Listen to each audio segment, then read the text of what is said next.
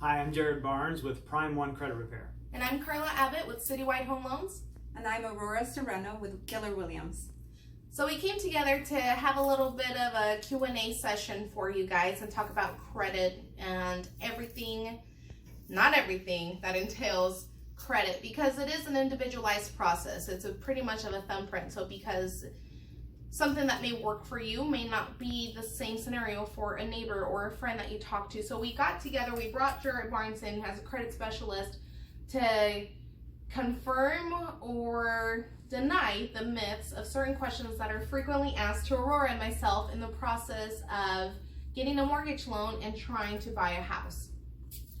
Okay, so we're gonna start asking Jared questions. And my first question would be, what affects your credit score the most? The thing that affects the score the most is payment history. There's actually 5 main factors of the credit scoring formula when it comes to mortgage scores. And the biggest factor in that is payment history. So how you pay your bills, if you have any collection accounts, other derogatory items on your report are going to be factored into that 35%. So we're going to go over some general guidelines of the scoring formula here today. But just like Karla said, it is very individualized. Almost every question that I get when it pertains to credit can almost be answered with "it depends." Yeah. Because it really does depend on your specific situation, how your thumbprint looks, and it's going to be completely different than your neighbors. So we're going to cover some of the general guidelines, answer some questions, and maybe dispel some of the myths that are out there. Okay, perfect. Okay, so one of my questions is about how many points does your credit score drop or take a hit for a credit inquiry and or for just a credit check? That's a good one. We get that one a lot. People are obsessed with inquiries for some reason. In the scoring formula, it's actually one of the lesser factors. Less than 10% of your score is going to be inquiries and things like that. When it comes to how many points, there's not a certain number of points. I've heard all kinds of numbers from 3 points, 5 points for every time it's pulled, and that's just not the case. When it comes to mortgages specifically, mortgage, auto, and student loan are all classified the same. The formula actually does allow for shopping. So you can have your score, your credit pulled a number of times within a 30-day period, and it only counts as one inquiry against you. So the formula does allow for that. And there's a lot of different things we can go into with this, but credit cards are a little bit different, so you got to be aware of credit card inquiries. You're hit with every single inquiry if you're applying for credit cards. So basically what you're saying is that if somebody wants to shop for a mortgage rate or an auto loan or even a student loan, they can go with multiple lenders within those same 30 days and have their credit pulled multiple times so they can shop for an actual rate, and they'll only take the first initial hit. Is that how it works? Yeah, it doesn't matter if you've got 25 inquiries within that 30-day window, you're only getting hit as one inquiry because it does allow for shopping. I've heard it so many times where somebody says, Yes. well, I was at the dealership over the weekend and I had an auto lender pull my report. They sent it out to 12 banks and it killed my credit. It actually didn't. Really? That's a myth. That's a myth. You did get hit with all those inquiries and they are going to be present on the report, but they're not going to hit the actual score. You only got hit with one inquiry. Perfect. What's your next question? Okay, so I get this a lot. They tell me that they want to buy a home and they have a problem with their credit and they want to improve their credit fast. And I know that there are some ways that you can help them because we have situations where a client needs to improve their credit, and depending on their situation, of course. But I've seen you help them really fast. Yeah. So what are some ways that you can help them? I would like to share that. Okay. The fastest way to improve your credit, first of all, allow yourself enough time to take care of some of the things you might need to with regard to credit. There are some things that we can do to improve things quickly. One of the fastest ways you can improve your credit if you have credit cards open is make sure that your credit card balances are in their optimal place. Getting your credit cards paid down is really going to help your credit score. Another thing that we can do is help you to minimize some of the negative things that are on your report. If there's some things on your report like collections and things like that that are anchoring your scores down, we might want to address what's the best way to attack those in order to minimize the negative stuff and then make sure you're optimizing the positive things. What I like to do is look at every angle that we can to try to drive the scores up in the shortest period of time. Yes. Perfect. Another question that I have for you is, what is the best way to increase your credit score while getting started on credit? Because some people, I actually have had quite a few people, I pull their credit and they have no credit history. They think not having credit is better, a good thing. Yeah. and it's a really good thing. Yeah. So what is the best way to build that? Okay, if you're starting from zero, at the end of the day, what you want to do is make sure you have some positive credit on there. The credit scoring formula doesn't care who we are, how much money we make or don't make. All they care is what's on the report. So we want to just make sure we plant some of the right good things on the report. I always recommend at least 2 credit cards and an installment account of some kind to start the building process. Can you define an installment account? An installment account is a set amount that you financed with a set payment. So like an auto loan would be a good example of an installment account. Perfect. If someone doesn't want any debt, there are some things that we can do strategically. I have some accounts that aren't debt. They're actually savings accounts that report as installment accounts, where you're not paying interest, you're actually earning interest. So there are some creative ways that we can help you plant some good positive installment credit on there. Thank you for sharing that. It's actually the first time that I've heard a credit repair specialist bring that up. So thank you. I think if you're not listening, you need to listen. That is very, very important. If you don't like debt, he has an account that he can help you with that will be very beneficial to your credit. Yep. Perfect. Thank you. Okay, how old do you have to be to start working on your credit? Because I know people that want to help their kids start building their credit so they can be homeowners when they're pretty young, and I think that that's something that is possible. There are ways that Absolutely. Karla can help. There are loans that where parents can help their kids obtain a home if they cannot do it on their own, but they need to have credit. So how old do you think that is the best time and how to obtain credit? Well, I mean, the earlier the better to start educating them about credit and how the game works a little bit.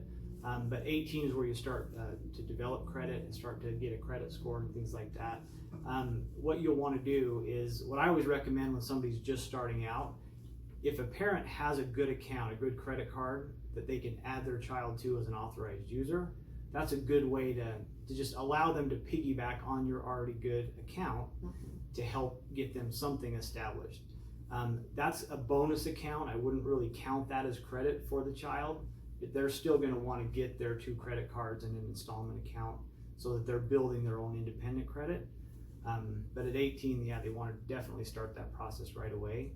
And just so you're aware, it does take some time. For somebody that's brand new in credit and never had credit before, it can take up to 6 months to generate a score. Okay. Perfect. Thank you for sharing that. And so it's very important that the parents are aware that if they're going to add their child to their credit card or line of credit, that especially if it's a credit card, it's one that they don't keep a high balance, because just as much as they can help them, it can also harm them. Yes. Yeah. Right? Yes. And just like with credit, it all depends. You want to make sure that a good account is defined as one that has a perfect payment history. They don't max the card out. The balance is in check. And then the older the card, the better. Perfect. Perfect. And that doesn't necessarily mean a child. It could be the husband or the wife or a spouse of another individual who one of them may have filed bankruptcy and they need to increase their credit. That's another good way to start it, right? Yeah. To help building their credit up Yeah, again. piggybacking on somebody's good credit. That's awesome. My next question is it true that if I pay off all my debt, I will have the best credit score ever? No, not always. It depends. Zero It balance. depends. It depends. Zero balance. It depends on what kind of credit you're talking about paying off. If you're paying off an installment account, then that could go either way. A lot of times if you pay off an installment account and you don't have any other installment accounts, you'll probably end up losing some points by doing that because you're losing that type of credit from your report. If you're paying off credit card accounts, it depends on where the cards are starting from. If the cards are at 50% and you pay them to 0, your scores are going to go up because you just dropped from 50% to 0.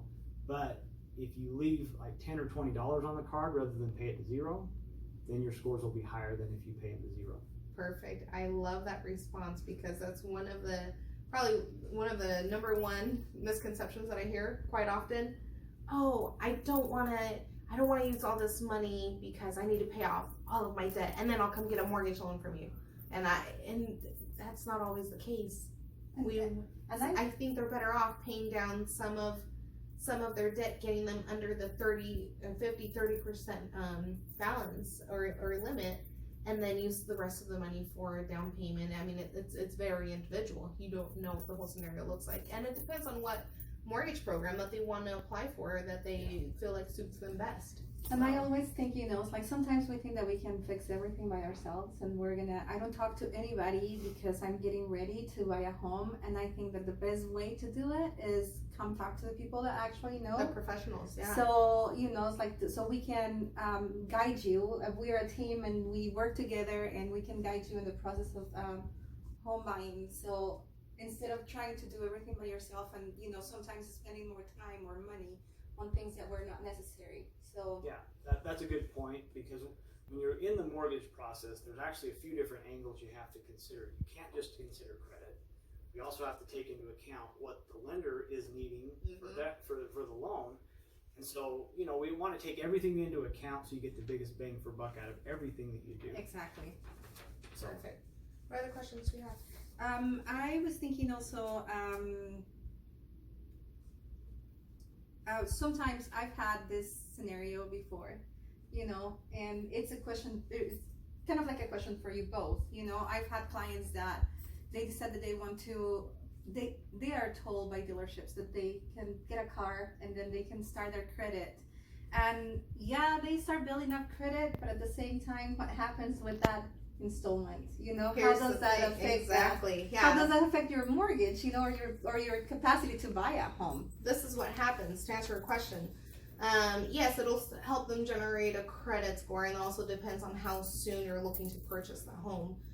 But also, here's the other part. Not only credit affects your ability to get a mortgage loan, also your debt to income ratio. And basically what that is the percentage of your income, your funds coming in comparison to your debt. So your liabilities, your credit cards, your auto loans. So if you don't have very much income coming in that can support, a $700, $800 car payment, and then you want to buy a home, if you don't have the income support, it'll hurt it tremendously.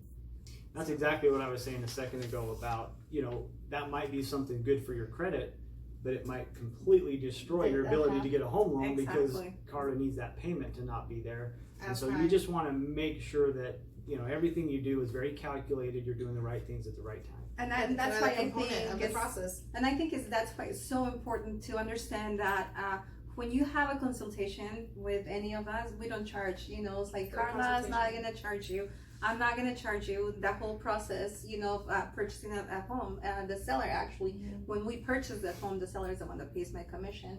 And Jared will look at your credit and tell you what he recommends, and then you make the decision. So he doesn't charge you, guys. If you really have questions or concern, you can get a free consultation with Jared, and he will help you, guide you.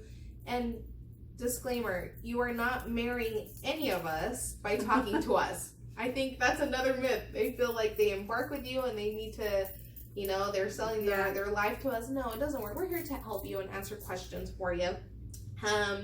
I do have a couple more questions. Do you have a couple more as well? No, I'm good. Okay, real quick. How can I get a line of credit if no one seems to approve me? I get this quite a bit. It's the double-edged sword of credit. How do I get credit? No one will give me credit. Yeah. So a lot of times with credit, you have to kind of prove yourself. So in a lot of cases, what you need to do, and it kind of goes back to what we talked about earlier, if you're starting from scratch and no one will approve you, in some cases you have to get what's called a secured credit card. These are like credit building type of accounts. They're kind of a prove yourself type of an account. The secured card is a great place to start. How does that work? That works by you putting up $200 or $300 to a bank, and they give you a $200 or $300 line of credit, or equal to whatever amount you put down. So basically, your own funds secure the credit card. Yes. Rather than the bank.